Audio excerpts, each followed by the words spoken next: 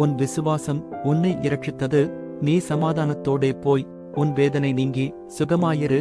பரிசுத்த மாற்கு எழுதின சுவிசேஷம் 5ஆம் அதிகாரம் 34வது வசனம்.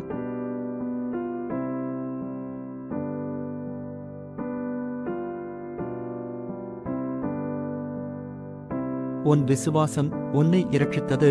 நீ சமாதானத்தோடே போய் உன் வேதனை நீங்கி சுகமாயிரு. பரிசுத்த மாற்கு எழுதின சுவிசேஷம் 5ஆம் அதிகாரம் 34வது வசனம்.